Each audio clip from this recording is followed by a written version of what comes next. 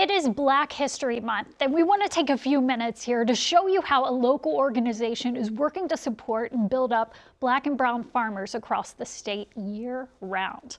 Our Beret Leone shows us Route 1 is innovating in the agricultural space. It might be below zero outside, but inside, it's growing season.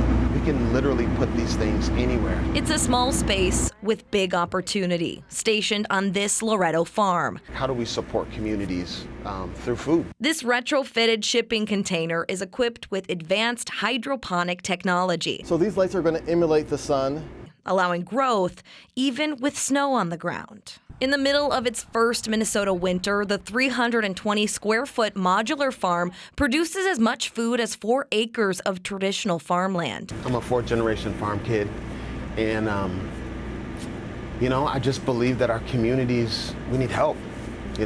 Specifically Black and brown communities need help.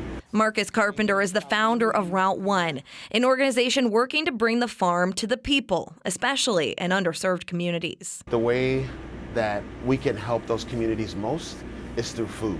Food brings people together. It's why Route 1 is focusing on lifting up farmers like Maggie, Jane. It's great. The future is good. Colleen and Joyce. We upskilled so that we can be able now to compete with the big farmers. In Minnesota, Black and brown farmers represent less than 1% of farmers in the state. But Route 1 wants to change that. If we have new opportunities like the freight farm, which gives farmers the ability to learn different types of ways of farming, we feel like we can increase those numbers and we can get more people involved in farming. More farmers and more food.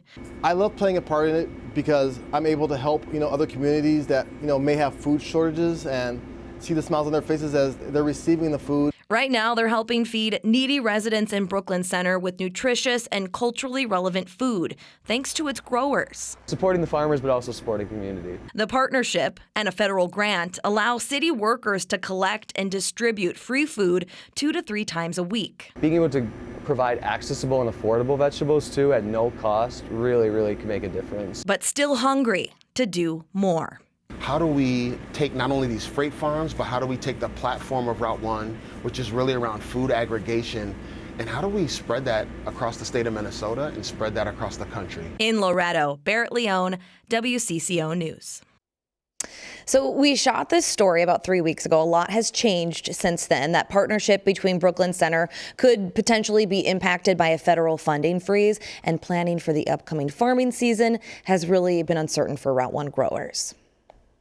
It really is a day-to-day type of thing, really just trying to keep our fingers on the pulse of what's happening in Washington, and then being able to understand, how the local organizations here in Minnesota are affected by some of those decisions.